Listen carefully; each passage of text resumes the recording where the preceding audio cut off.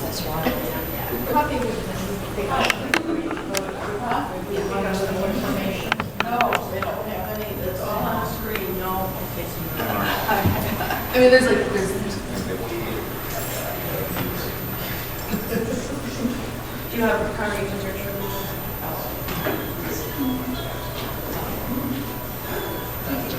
Yeah.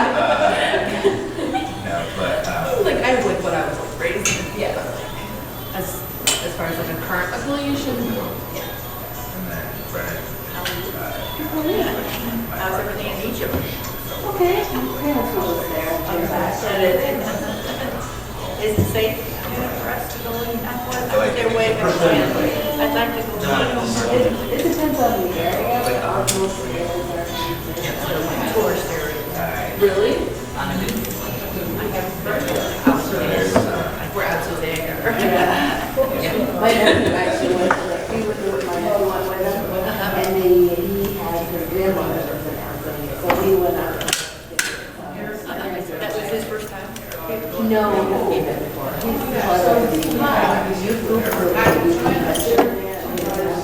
It's just too hard to be the chairs. 78 or 79, and I lived there. You bring your seat to before. Yeah. We didn't go down any far. Let me move those over. You're using the shoulder you fell on. Yes, I am. If I keep it to my side, it's not bad. Yeah, it just has to take some time to get over. Were you in your room? It's actually out of the mailbox. Oh, I turn on my walker, round down the hall. It's just, so some people were around it. Sounds yeah, but none could help me. And they were saying, well, I'll help you. And I said, no, you can't. I just let me get out of the way and I was pushing myself on my butt Oh, you knew what you wanted to to the other side of the hallway to get out of traffic. do. So they don't It was run right over. after dinner. And I turned around and looked up and there's three EMTs. Oh, They had been in the building down the hallway and they were just leaving. And they saw him fall. oh, well, So they, there you go. I said, wow.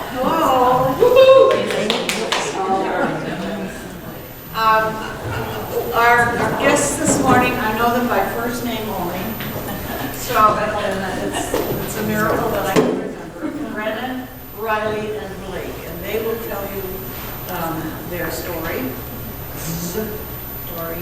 and we'll go from there. All right, hello everyone. I usually am able to be loud enough to not need a microphone, but if anyone struggles to hear anything at any point, you just kind of like pop a hand and I will absolutely grab the microphone. So hello, welcome. I'm going to do longer introductions, but my name is Blake Blackowski.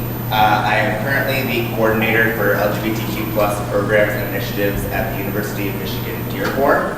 And prior to that, I did similar work at Eastern Michigan, Henry Ford College, and Oakland University. And so I've been doing the education and training part of my job for about 9 years now.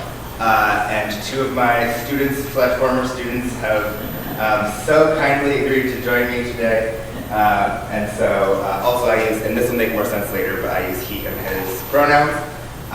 So if the two of you could just do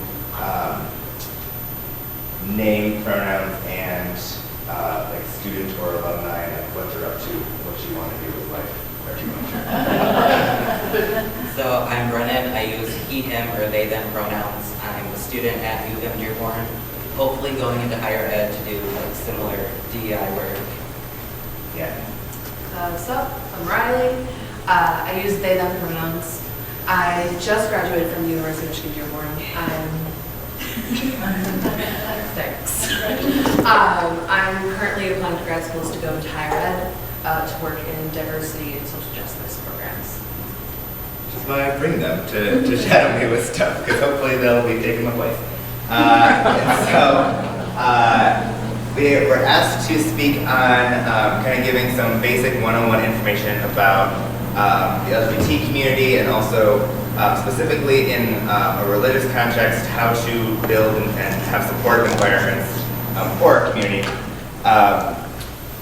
But for a few reasons, we really chose to focus on transgender and non-binary identities, in part because of the identities that we have, and also because people, even folks who are older or who have maybe less knowledge about sexual orientation, do tend to kind of get there a little quicker in terms of like in your heart being okay with people who are lesbian, gay, and bisexual. And oftentimes it doesn't require a ton of knowledge to be kind to those folks. But with trans and non-binary people, and I'll explain what both of those things mean, I promise, there is some actual like knowledge that's required in order to treat us with respect, even at just like a base level. And so people will also probably talk about their sexual orientations a little bit as folks share about their own religious experiences. But in terms of giving you knowledge, I'm going to focus on gender. Usually where I get the most questions anyway. All right, so I'm going Just gonna turn this off because of the feedback. to go over some basic definitions, terminology stuff. I'm going to talk about that pronoun thing that we all just shared. Riley and Brennan then are going to get to share some of their experiences and how their interactions with faith communities, especially Christian communities, have gone, and how we can learn from those experiences to be better here and not repeat stuff that's happened for them. And then I absolutely want people to be able to ask questions, and those can be questions about the terms we're using, about our own individual experiences, about my experience, and we may choose not to answer those, but feel free to ask. So just some things I like to lay out before especially before I let students talk in front of people, is just some expectations I have for us while we're here. So just remembering that none of us can speak for an entire population. So we don't represent all trans people or all LGBT people. And so part of why I want to have multiple voices here is so we can hear multiple perspectives, but also knowing that we're not the full picture by any means. That there's no one specific definition for any of the terms that we're going to talk about, especially like identity terms, and that sometimes it's really tempting. We're used to a word having one meaning, but these terms aren't as concrete. People use them in different ways. And it allows people with slightly different experiences to still feel like they're interacting and finding people who they can relate to. Ask questions here while you have the chance. I would so much rather you ask something and be like a little nervous about asking it correctly, right? We are very much used to people stumbling through questions or not using maybe exactly the words that we would have used. And that's actually great. I love those questions because then we get to learn two things. One is maybe a better way to frame that question, and the other being us answering that question. So no shame in that. I would rather you struggle to get it out or to use the wrong words than not ask it at all, and none of us knows.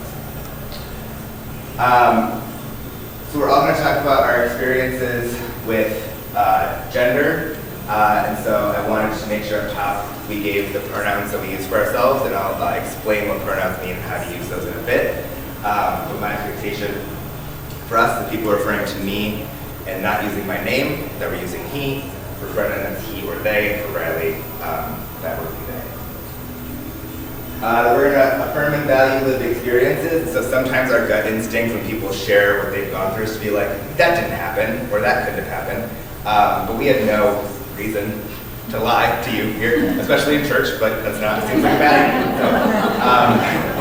So, when we have those feelings of like, this may not be true, that's usually systems and society have taught us to question people. Society tells us to not trust LGBT people. And so sometimes even if we're trying really hard to combat that, it just happens anyways. So if that happens for you, try to put it into that context of, oh, right, because I've been taught not to trust these people.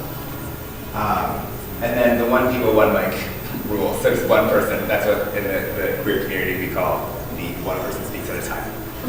So. Okay, I am going to make sure that these get sent to folks, and so if people want, I didn't want to make copies and kill trees, but if folks, either want to take pictures, or I'll make sure that people have access to these files later. But I've got 8 terms to teach you, just give a baseline of what we're talking about here. Sexual orientation is the identity category that describes who we're attracted to. And usually we're talking about the gender or genders people are attracted to. Right? So when we say a person is gay, we're talking about what gender of person are they attracted to. Not like what race or what height or what weight or what types of interest that person's attracted to. In our society, we define sexual orientation in ways that are related to gender. And part of why I bring that up is because if you're a person who's trans or non-binary, who's had a gendered experience that may be unique, that also affects the words that we're allowed to use for sexual orientation, right? So using myself as an example, I was assigned female at birth and transitioned in college, identified as a female to male trans person.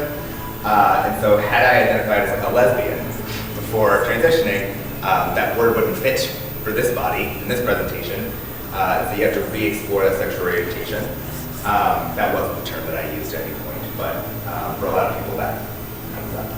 And I also mentioned sexual orientation so that we can distinguish it from gender identity. Sometimes you'll see a survey that says, like, what's your sexual orientation? And it'll say lesbian, gay, bisexual, transgender. That's not how that works. Being trans and binary is a whole separate category. And it goes into the gendery categories where we probably think of gender as like, is someone a man or a woman? And we'll break that down, but that's where the trans stuff goes, is that category. And we know that sexual orientation is different because people who aren't trans also have sexual orientations that are diverse, gay people and straight people and everything in between. Gender identity, and I've done this for 10 years and have yet to find a definition of gender identity that doesn't use the word gender, or a good definition of gender. So we're just gonna go with it. But one's internal sense of their gender, whether that's man or woman, neither, both, or other. Everybody has a gender identity. Not all of us have necessarily thought about it a ton. We've thought about it a lot, out of sheer force for society, but everybody does have that piece. And so sometimes we, people who aren't trans, we say like their gender, and then for trans people we say like their gender identity, and it makes it seem like ours is less valid than other people's. But everybody has a gender identity. Gender expression is what you do with your clothes and your body and hair and some of the mannerisms, the name that you communicate to people, the pronouns you communicate to people, and how you are trying to show your gender identity to the world, at least when it's safe to do so. So, for example, Riley and I shared the experience of in our authentic gendered selves, this is what our hair looks like. We both, for a long time, weren't able to do that. Very recently for Riley, less recently for me. We had to get out of certain environments before we were safe to cut our hair off. And so, for that reason, and also because people are diverse and unique, gender expression can sometimes give you a lens into what someone's gender identity is. We also know it's more complex than that. So, has anyone, and I know this is maybe not the prime audience for it, but has anyone here watched the new Queer Eye series? Mm-hmm. Yeah? Yeah, great. Perfect. Another example. I'm assuming since you haven't seen Queer Eye, you've probably not seen Pose. Yeah, no, I was Speak like, louder. dang, other examples. Huh? Speak louder. I'm assuming since you haven't seen Queer Eye, most of you probably haven't seen Pose. Yeah. Ah, that for you two, that's your next one. So essentially, gender identity can be really diverse, right? So, for example, every woman in here owns men's clothing, right? Because you've gotten like a free t-shirt somewhere at some point. And so we don't necessarily think if you show up in a t-shirt and jeans that you're expressing like a man gender, right? We know that that's not exactly how that works. And also you have folks like Jonathan Van Ness, which is my Queer Eye example, who can wear a dress to a premiere, and that doesn't necessarily tell us anything about how that person identifies. In Jonathan's case it does, but it doesn't necessarily. The gender binary is the constructed false social system which asserts there are two diametrically opposed genders, man and woman, and that everybody must and does identify as one of those two things. And this is by far one of the hardest things for folks to challenge in themselves and wrap their head around, the idea that gender can be more than those two options. Because even for us, that's all we were ever taught our entire lives. And that is actually a thing that you tend to see the more colonization has happened in any particular country or part of the world, the more you tend to see this strict two-gender system, and in particular, like colonization from white Christian people. So the system has been kind of defended by the Bible and other religious texts for a long time in ways that happened because people's experiences have always been outside of that. There have always been people who presented in ways or identified in ways that were outside of this strict two-category system. And so to try to oppress those people, we've established this system which creates these two categories. If you go to areas of the world that have not seen white Christian colonization, you don't see the same system. And if you look at Native American folks before when my ancestors got here, you did not see this strict two-gender system. And so it is unnecessary. It is false. People have always lived outside of it. And it also exists in large part to justify the oppression of women. If you define women as the opposite of men, it makes it a lot easier to defend harm against women. If you put men as people who are doing things correctly, women as people who are incorrect, then it allows for that oppression, which also in turn means that we haven't allowed people to exist outside of that binary for the same reason. We're like, well, if we don't know how to, if you are supposed to have privilege or not, then what are we supposed to do with you? So we've tried to eliminate those folks and those identities as well. Does that make sense to people?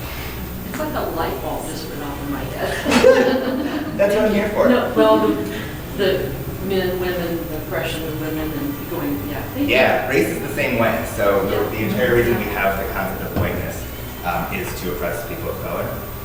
Same thing with gender binary.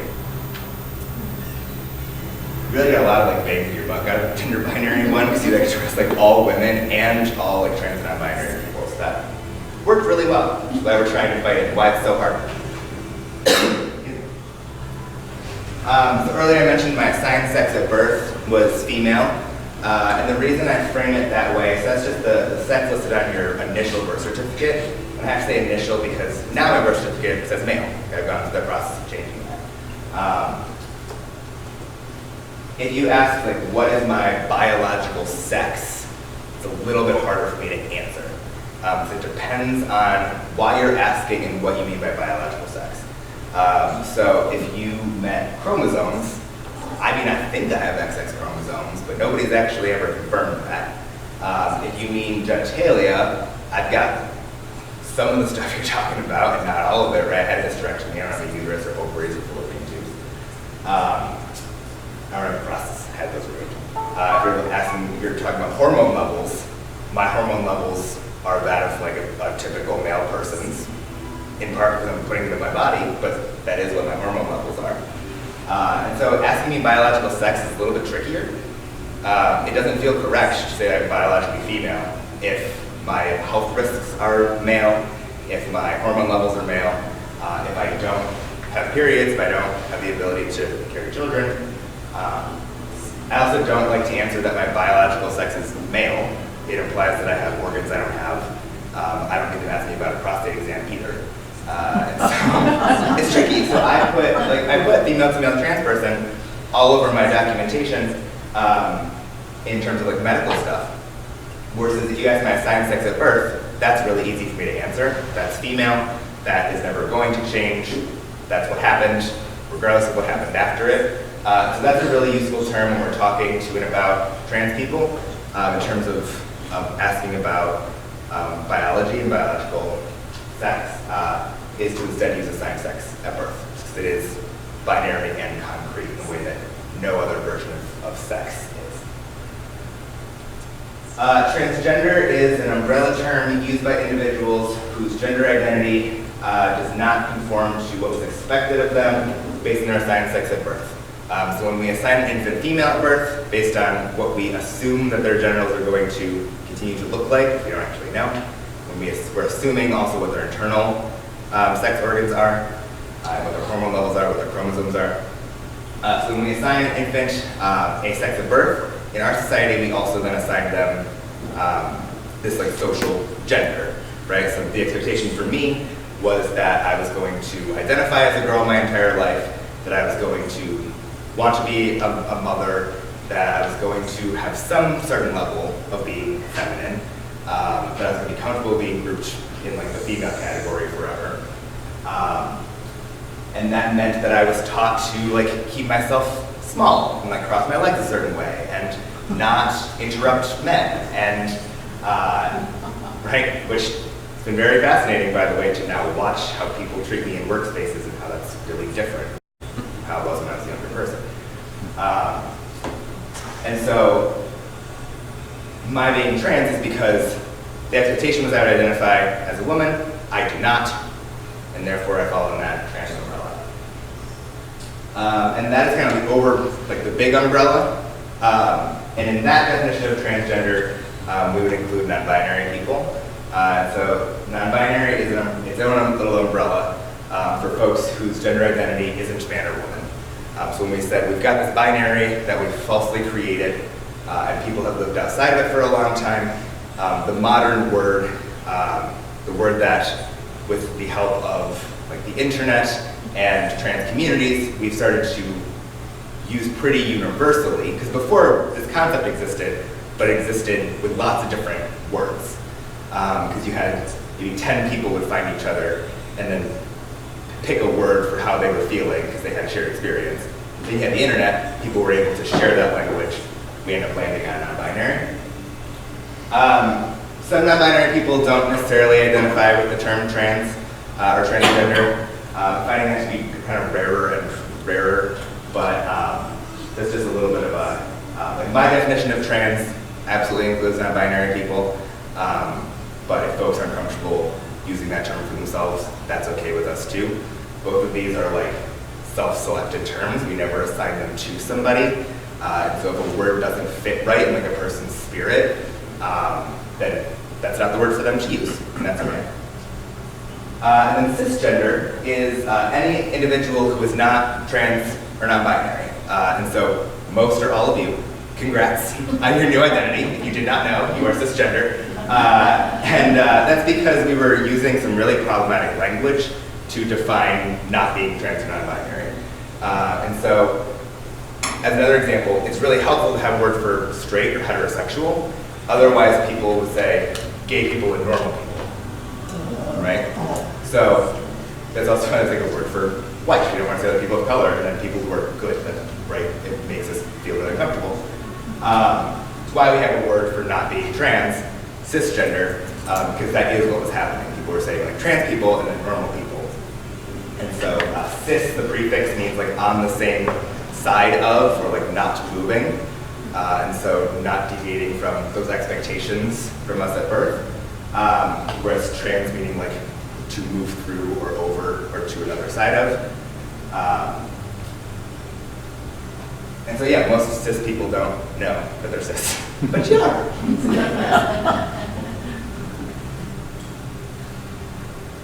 Questions about any of these? Yes. So here first. So a gay man Yeah. Doesn't fall on these. So trans people, yeah, trans people can identify as gay or bi or lesbian or anything. Most of the gay men we know or see in the media are not trans people. And not non-binary. Cis. Correct. Yeah. Yeah. Yeah. When a child is born, the doctor flips it upside down and makes a decision, male or female. But we know that there are certain genital presentations that are both or neither, Correct. or what's to be done in those situations? I mean, there are 2 checkboxes right now. Yeah. Yeah. Do we need a third checkbox? Yeah, so a lot of us would argue yes. So the term for that is intersex. There's hundreds of intersex conditions. There's estimates of like up to 1% of people are born with intersex conditions. And it's so shamed and not talked about that we just don't think that it exists. It wasn't even, 50 years ago, it did not exist because. 50 years ago, it existed because people were assigning those babies female and operating on their genitals as infants, right? So there was so much shame around being intersex that we didn't want to put a word to it, and we would operate on the genitals of infants to assign them female, check the female box. Those kids would grow up and have lots of different genders and have a really, really, really high suicide rate. Because once you've operated an infant, you can't really unoperate on that infant. And so now sorry to cut you off, but now the knowledge in most communities is to wait to see how that child identifies in terms of gender and then allow them as a teenager or as an adult to make their own decisions about any types of hormones or surgery they might want, if any. A lot of folks don't. Novelist Jeffrey Eugenides called it Mills. Yeah, the book Middlesex really helped. That's a novel worth reading. It's very interesting. Sure is. Yeah, Middlesex is a good book. So that sounds like progress. Yeah, there are absolutely still infants being operated on every single day, often without parental consent, so sometimes it happens without the parents even knowing. But if you operate on, same with like problems with circumcision, if you operate on an infant, you don't know what that child's like growth is going to be. So you're often ending up with glass scar tissue. A lot of people who then later on want a gender affirming surgery can't get it because they have so much scar tissue from their being an infant. So yeah, it's a big problem. It still absolutely happens. In the US? In the US, yeah. Thankfully, more and more we're seeing. Without parent consent? Yes. How can they do that? Because of the level of shame that people associate with It is becoming less common now for people to be able to get away with operating on the infants without parental consent, but definitely still. But then you also still have the problem of like, okay, but they can still perform those operations with parental consent. Yeah. And parents are not immune from that shame. Yeah. Right, and we still have to like deal with the fact that you are taking away that child's autonomy before they have a voice for themselves. Yeah. So most parents who are given that option do choose to operate on infants. They are shamed into operating on infants. Did you say that most often the female Yeah. sex is chosen? Do they see if there's a uterus or they just make the decision? Wow. Wait, what? Yeah, I so was it's wondering based if off they of just have to the. see if there's a uterus before they decide this is a girl. Yeah, no, and also you can't necessarily tell what organs are from scans, and so there is the medical ability to have what's called an ovotesty, which is like a combination ovary testy, and those can be internal or external. So even if you did a scan, you saw you found ovaries, those could actually be internal testes. What's typically done is there's actually a small ruler that they place on the genitals of the infant to determine are we going to consider this a clitoris or a penis. And if it doesn't reach a certain size, then that child is assigned to female. The logic being that there's so much shame around being a male who does not have a quote-unquote fully functional or optimal or sizable penis that it would be easier to assign those children female. In the same way that it's easier to create a vulva than it is to create a penis with gender-related surgery. The idea is like, well, it's easier to take something away, but there really hasn't been any, like most of the intersex people that I know identify like within like a trans experience, they were raised as female, and either identify as non-binary or as trans men, and are very frustrated with what happened to them as infants.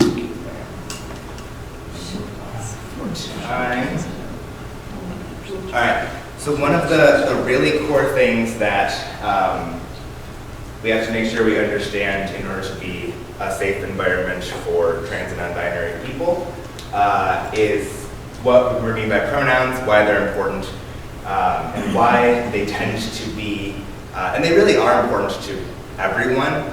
Y'all just haven't really had to like fight about it. The only difference with us is that we have had to defend the pronouns that we're comfortable with, and most people assume correctly, whereas for us, people have assumed incorrectly. So pronouns are the words that we use to refer to someone we're not using their name. So I would say like, yeah, she left 10 minutes ago, or he'll be getting here soon. We also have the option of they are arriving shortly. And you'll see stuff in the media that says like this new singular gender neutral pronoun they, and how to use it, and like, should we use it? Is it grammatically correct? Ain't new. And I know this for a few reasons. One, you can look back in literature and you have Shakespeare and all sorts of folks using this neutral one person they. And we've typically used it for people whose gender we don't know. So we would say, and we still do this, and y'all do it every day, you just don't realize it. But if, that's a good example. So if like this bag on the floor here was left afterwards, I would go up to somebody at the desk like, hey, someone left their bag. I wouldn't say like someone left her bag. I wouldn't say someone left his bag. It's like a coffee cup. I wouldn't be like, hey, someone left his coffee cup here. Someone left her coffee cup here. I'd say someone left their coffee cup here. If I was looking for a new doctor, I'd probably say, I really need them to be competent in translated care, or I hope that they're nice when I get there. I might do that even if I knew the gender of the doctor, but we do this all the time. And so people have this argument against using they as a singular pronoun. The only reason people make that argument, whether they realize it or not, is because they're uncomfortable with people being non-binary. Is that they're stuck in this gender binary way of thinking, and so this is one way to oppress people with those non-binary identities, is to say like, we're not going to call you this thing that you're insisting on being called. Well, you know, the grammar gets in the way of that as well. It doesn't though, right? Because of the examples I just used. So they're coming over for dinner. Yeah, but if you need one say person. someone left their coffee cup, grammatically, you should say someone left his or her coffee. So you shouldn't. Yeah, That's the thing. well, yeah. Yeah, but That's that's what what we've I'm been saying, taught. it just gets in the way. So that's what we've been taught, is to say his or her, Yeah. because we wanted to keep the gender binary. But it's actually less syllables, less letters, Yes. simpler to say there. Yes. It doesn't hurt anyone to say there. It hurts people to say his or her, because we're eliminating.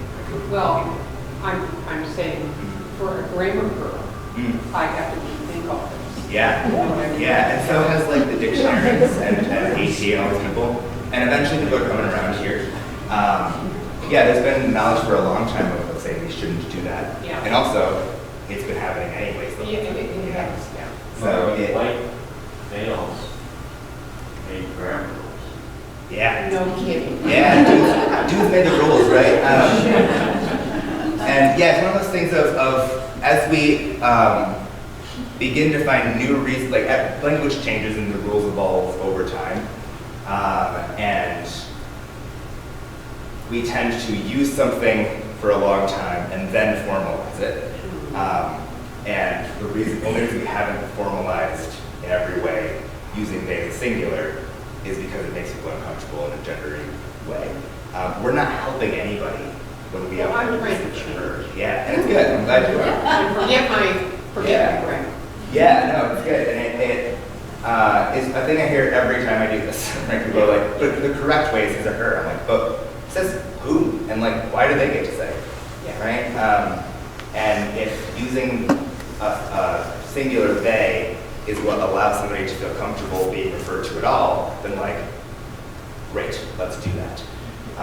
When I say like ladies and gentlemen to a group of my students, I'm referring to like half of my students in the room because half of them don't identify as ladies or gentlemen. In the same way, if I say like his or her locker, I'm actually excluding students when I say that. So yeah, it's one of those things that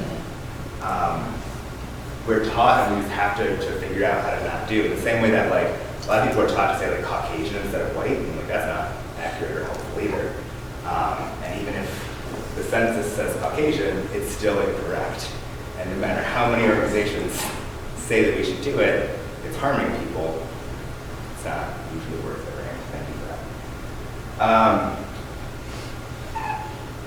People do tend to struggle with using the singular they. And so the way I try to get people to think about it as it's not that hard, it's really not, is to think about those times where we use it on accident and where we're using it for people whose gender we don't know. And so people use it all the time without realizing it.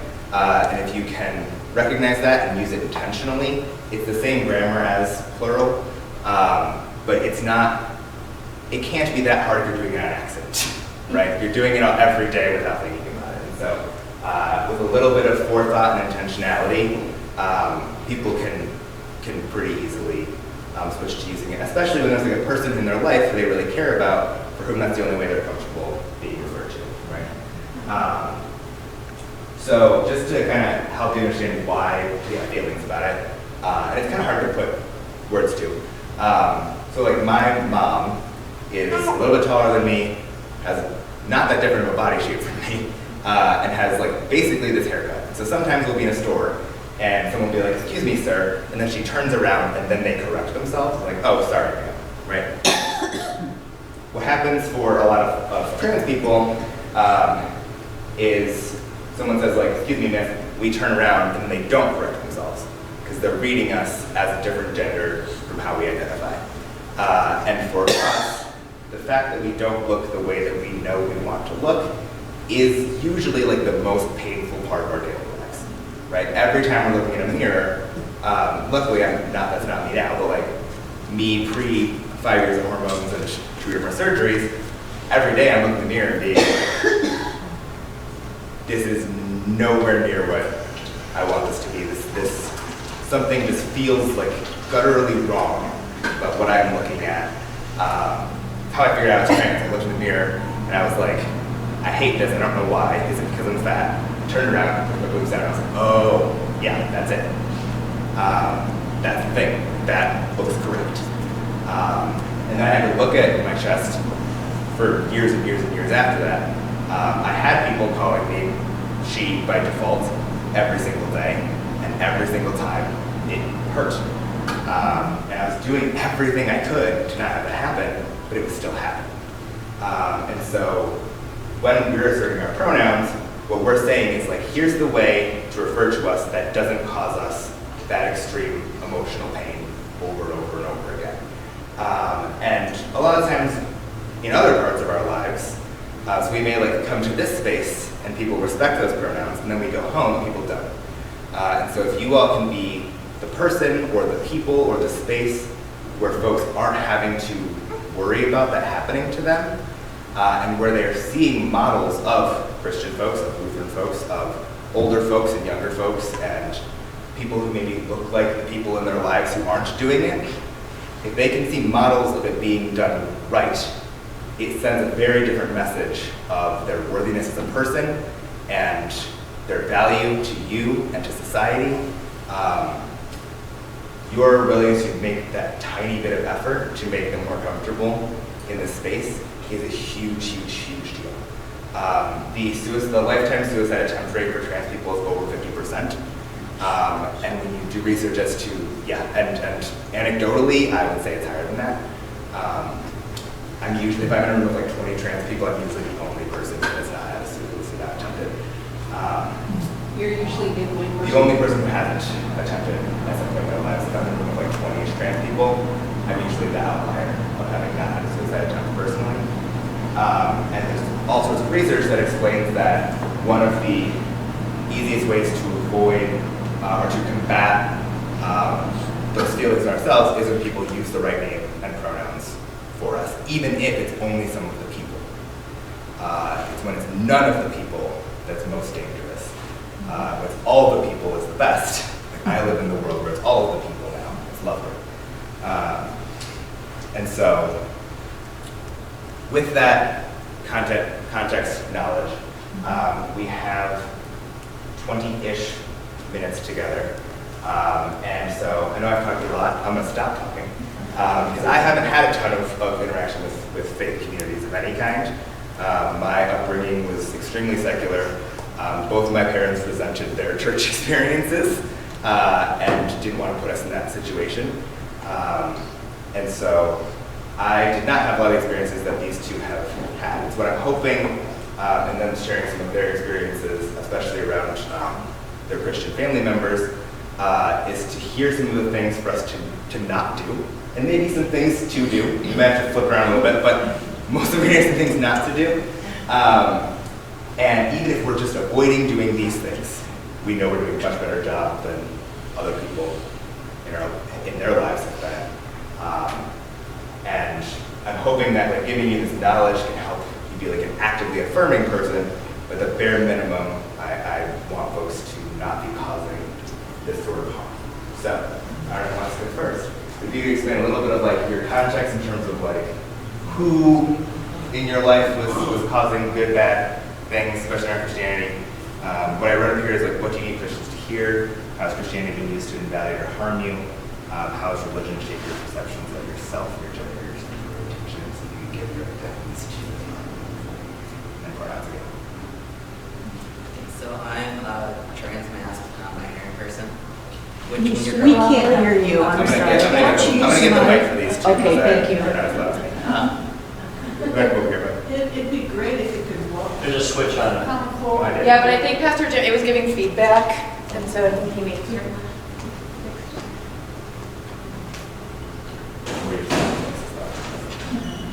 I can normally talk louder. That's the way it's like. Alright. This is on. Just talk as loud. You have to hold it up to your mouth. Yeah, just talk loud. It's not yet. We're getting there. Your voice. Yeah. I really had to practice it because when Is it working? tested out. This is on. Nope. There may be a button on it. Why don't we move on? Oh yeah, that would work. Or I could just be closer. Can you hear me? Alright, good. 'Cause I hate Yeah, that louder, you should be up. So I'm a trans-masked, non-binary person, which when you're growing up in a Catholic household who's really traditional, it's like, does not fly. You're supposed to be like the cute little girl who enjoys her first communion dress. And if you look at that picture, you can see me kind of dying inside and I hate it. But they really tried to get me to conform to a little box and like be a girl. And then when I started rebelling, wouldn't wear dresses, started doing like more boy things, or whatever that means, they just started getting like angry and like trying to force it on me because like I was going against what God wanted because there are only two, which is clearly false because the gender binary is just not real. And like since humans have existed, there have always been like trans people. So when I got to about middle school, I just like noped out. It's like, nope, not Catholic, not Christian, never going back. And I kind of stayed that way until like college, and then it was like, maybe I'll try it again. Like I'm really interested. And I ended up joining a group called InterVarsity Christian Fellowship. And they were super welcoming, so I thought, okay, maybe I can still explore my identity in this space. Then I ended up going to a conference, and when I brought it up, the first thing they told me was, how long have you been suffering with this? It's like, first of all, no. I'm actually more comfortable and less of the suffering now.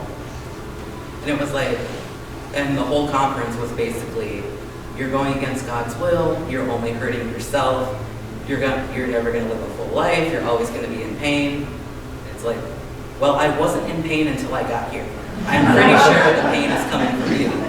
But like, okay, like you are the one making me actively want to die, and I don't think my transness is doing that because I'm the most comfortable I've ever been with this haircut and these clothes and what have you.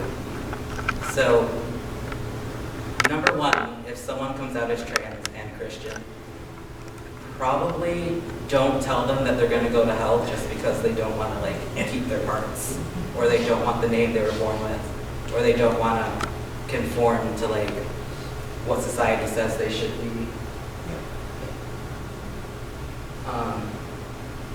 I since then am not Christian. Like I'm Jewish and like I'm happier.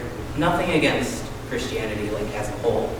Just like being a Christian, like being in the church, it's like too weird for me, and I don't think I could ever go back to it. So like I think you should keep that in mind because like a lot of people who would have been Christian have now left, and it's like too painful to go back. Before I switch over, can you talk a little bit about how gender expression works for you and like how to avoid causing you pain because people are reading your gender expression and not listening to your gender identity? Right, so when I walk into a room and I say, hey, I'm a dude, that's kind of hard for some people to get because of leggings. But like, have you ever worn a pair of leggings that are the most comfortable thing? I'm not going to change just because I now identify as a dude. Like, this is how I dress. I'm comfortable here. And like, just because I look like this, don't assume I'm a woman. Like, you shouldn't assume anything about me. Because like, just, I'm comfortable like this, and I'm not just gonna like, dress like them because I hate it. That's true. Yeah, and like nail, like we also have like nail polish and like other stuff where people have like really been like, but like, why would you wear nail polish if you are a dude? And it's like, it's fun. Colors, yay. I have all of the colors, all of the makeup, all of the shiny things. Does not make me less of a dude. So many shiny things. Yes, so many shiny things. Cool. All right, thank you, Ryan.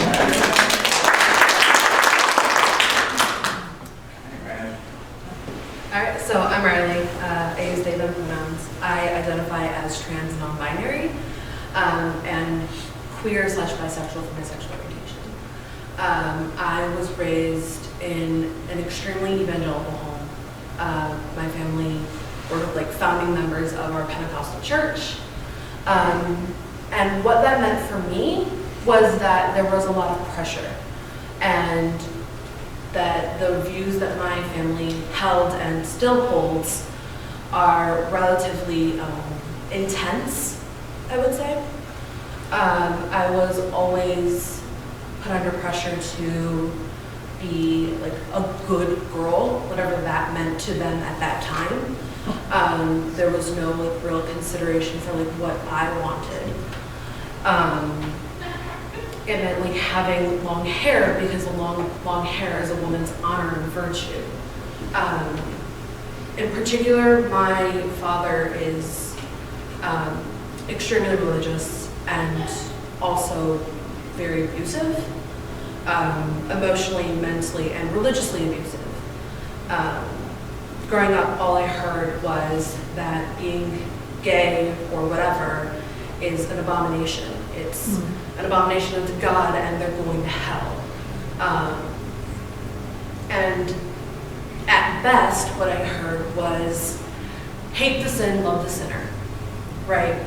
Which like works if you're talking about like someone who like cheated on their spouse, or like someone who like stole something from a store, right? Because the sin that you're talking about is like a behavior that they chose and not like a part of themselves as they are, right? Like when I would hear, like, at best, hate the sin, love the sinner, what they were still saying, even though they did not know at that time, was that they actually just hated me, right? And that I was an abomination unto God. And what that meant for me was I have spent the majority of my life in pain, right? When you're told both that God has made you exactly as you were meant to be, but that who you are is an abomination, all that I could make sense of was that my entire existence was supposed to be pain, right? Does how that happened make sense to people? Because when your entire existence is pain, you no longer want to exist. Like, okay, if I'm a mistake, if I'm wrong, if no matter what I do, no matter how many times I pray, no matter how many times I try to change, I'm still who I am, and who I am is going to inevitably damn me to hell. Well, let's get this over. Like, I'm done. And so since probably 10 years old, I've been suicidal in some way, shape, or form. I'm still not out to my father.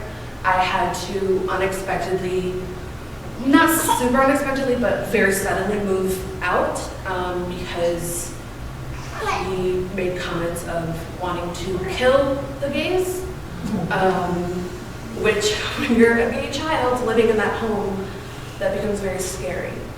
And I legitimately feared for my safety. So what I would come across is when I speak about this to people, to other Christians especially, one of the things that I hear the most is, well, we're not all like that, which maybe and often is true. But saying that doesn't actually help me or help any of us who have also been hurt in that way. Because what you're doing, whether or not you realize it, and most likely unintentionally, is you're minimizing our experiences. You're minimizing the daily pain that I went through at the cost of trying to make yourself feel better. Which I understand, it's really hard to hear what I'm saying. It's even harder to have gone through it. So what I need from other Christians is to just be conscious that this is what is happening within your faith communities. Whether or not you yourself are actively participating in it, it's still part of Christianity and what is going on. It has made being a spiritual person really, really difficult for me. Stepping into this church was really hard for me. It was really, really difficult. I only go when I absolutely have to, or when I feel like I really need to. And so I just want you guys to know that for some of us, it causes us actual pain to be here and to be around Christians because of the pain that we've been put through.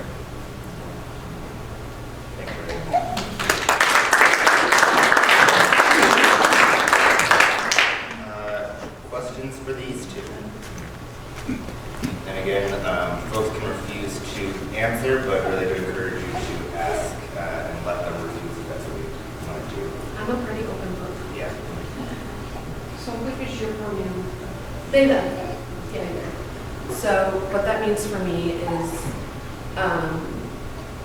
if I think of myself as being a woman, I get this guttural feeling of no. Just absolutely not.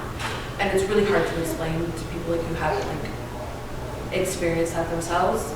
But if you think of yourself, if you identify as a woman or if you identify as a man and you think of someone calling you another gender, you'll probably have that no feeling. And for me, that's what happens when people call me a woman.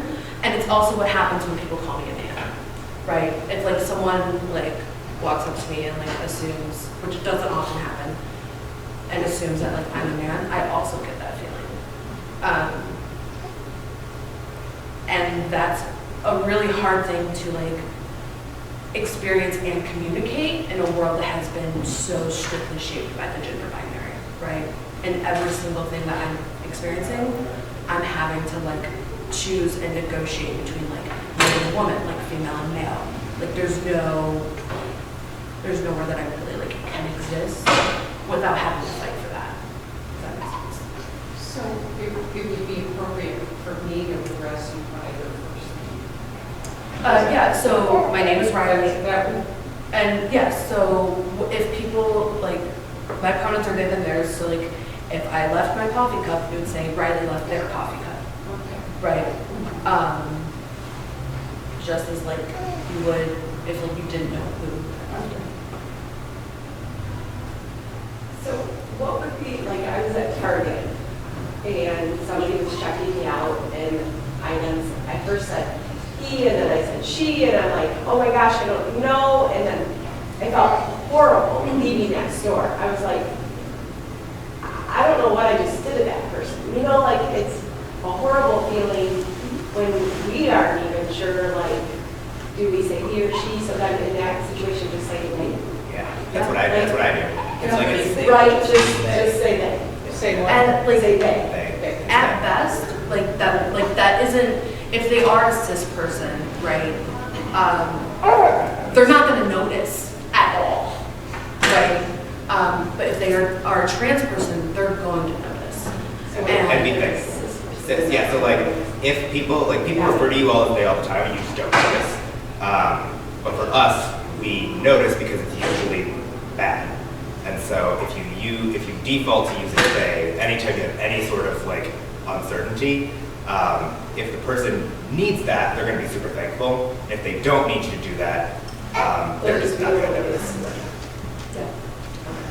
I left there and I was like, I don't know. And it also saves you from going through that, right? So like, Yeah. that is difficult, like even for us, like for me, like if I'm unsure, like I default to they because like I do not want to misgender someone.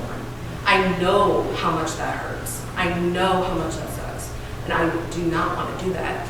So we do generally default to they. I do it, and then I'll do it. Oh, sure, I'll ask a question. We got one here first, Yeah, and then there's somebody over here. I'm struggling because what the church has done to you is really deeply impacts my sense of what church should be. Okay? And I can't apologize for church.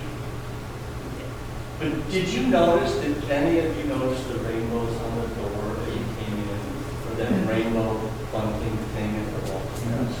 And if you did, what does that tell you? And now it's like you do get your house in this particular experience. For me, those things are usually, I notice them and then I think about it and I'm like, is this an attempt to make us feel comfortable or have they actually done the work? Right? So like, I haven't gone to the bathroom here yet, but like, I don't know if there's any that are I'm working neutral. on that. Yeah, so like, the rainbow flag is lovely, and then also like doesn't tell me anything about, it tells me one person in that church or people in that church made a decision to try to attempt to make us feel more comfortable, or actually know why you want us to feel more comfortable. And it might, like InterVarsity, like Brent was saying, gives out stuff like, talks about, yes, come here, you're gay, we accept you, we love you, and then you actually get in the door, and it's like, here's the conversion therapy paperwork. So it unfortunately, people use it as like a false flag too. And so I notice it, but then I just have an inventory in my head of like other things to start noticing. I wish it was more. I wish it was more clear, but I don't think. I think our mission statement like helps us speak to that we're working on trying to, as a church, to make those changes. Yeah, I would totally notice that. I was recently, so my partner is Jewish and we were looking for like our home shul. Like she has a place she's doing her conversion. We were looking for kind of like our home base. And there was a synagogue where I went to the website, and on the actual homepage it said like trans Jews are welcome here. And I like almost started crying. And like it had like the trans flag colors in it, which like people don't even know there is a trans flag. And so like to see that made a world of difference for me to even like keep looking at that site, right? It doesn't mean they're perfect. It means they're way ahead of where I ever expected them to be. So those things really do matter. Mission statements matter. What's online matters. But like what you do is a lot of it. There's a question over here. I just wanted to say, when Riley was talking about something about how if someone called you a woman, you would have that, just that gut. That triggered something in me that I had remembered from years ago now. But when overweight women are presented with, oh, when are you due? And they automatically assume because you're overweight, you're pregnant. I could never put myself in your shoes, but when you said that, it made me think of how I felt when that happened. And I just think if more of us tried just a little bit harder to put yourself in someone else's shoes, it may help you try to get over this pronoun difficulty and things like that. That's all I just, you know. You had mentioned earlier, like, ladies and gentlemen. I think as a congregation, we do a lot of like brothers and sisters in Christ and like things like that. Are there some practical Siblings in Christ, Yeah. children in Christ, you know, family in Christ, right? Like, if you just like, thank you for asking. Like, also, like, if you just think of like everything that like is normally like excessively gendered, or like what I would say is excessively gendered, right? If you like spend 10, 30 seconds, like just thinking of like what we would consider like a broader term, is also probably gender neutral, right? Police officers versus like policemen. The only terms that I've ever found that don't have a gender neutral equivalent are aunt, uncle, niece, and nephew. Aunt and uncle and niece and nephew. Yeah. Everything else I've been able to find a gender neutral term to use. So sibling, parent, partner. My partner, I've actually been a marriage person. Just, you don't want to say like husband, wife. But can't say it's like future marriage person. Which is real clunky. Family, y'all. I use folks a lot. Point where I get made fun of for it. I was just teaching somebody to use y'all. Yeah, I like family and Grace. You had mentioned anything where you have to choose between dichotomy. So I just wanted to show this slide quickly. This is a slide that I use for a different training.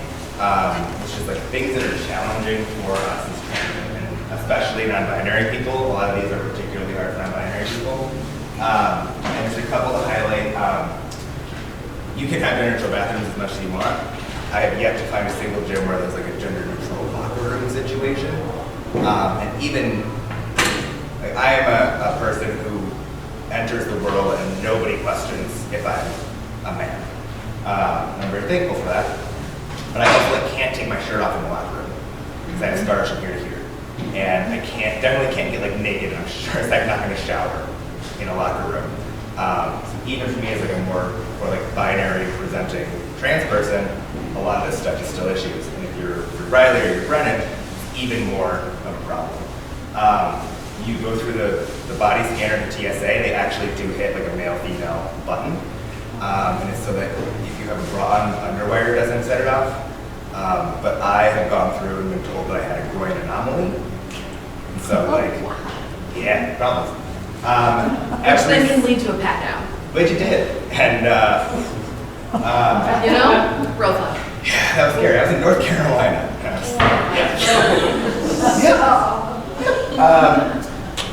Every single medical form, your voter registration, your school documents, job applications, Social Security,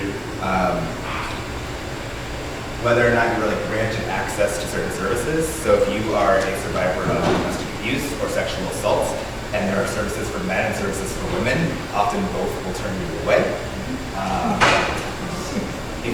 If like Riley in particular, like goes to jail, right? I'll probably be sent to like women's. Yeah. But like, what if I'm Not. not? Also, I would be sent to men's, and that's the most terrifying thing, and why I don't do crimes. That's like being a good person, but like it's a little bit. I mean, like, sure, like God tells you, like, not like to be a good person, but also prison. There's sometimes when I'm like, should I like, yeah. We were just making a joke about Keats in his car, which I would never do, but like even joking about it, we're just like, it doesn't even feel fun to joke about it because we all know that going to prison. Trans people are disproportionately targeted in prisons, and the only solution that the prison system currently has for this problem is putting trans people in solitary confinement, which is torture. And So, usually what happens, like for entire durations of stays. yes. There are a handful of prisons which have like a LGBT wing where they put like gay folks and bi folks and trans folks, but even those spaces aren't necessarily safe for us. If you can imagine, like, as I'm assuming most like straight cisgender people, you didn't get any of the stuff I taught today. Neither did gay people, right? Like neither did gay people who aren't. So they struggle too. So I know we are over our time. So thank you for letting us be here. We're gonna hang out up here if you want to come talk to us individually. My homework for each of you, if I talk to your kids and grandkids and nieces and nephews and all the people to get you access to Netflix if you don't have it. Have it be like a Christmas. I got my parents Netflix for Christmas. Like I got a year of Netflix for Christmas. Get on Netflix and watch season 2, episode 1 of Queer Eye, the new version. It's called God Bless Gay. They're in a town called Gay, Georgia. And it really, really, really dives into this issue. And so this, I pulled it up after you said it was hard for me to walk in today, because one of the things they talked about is for one of the 5 Queer Eye guys that he won't walk in. He refuses to go in when they talk about it. And so that's my homework and my continued learning project for you. But thank you for letting us be here again. And feel free to come up and chat with us if you would like. But enjoy the rest of your Sunday.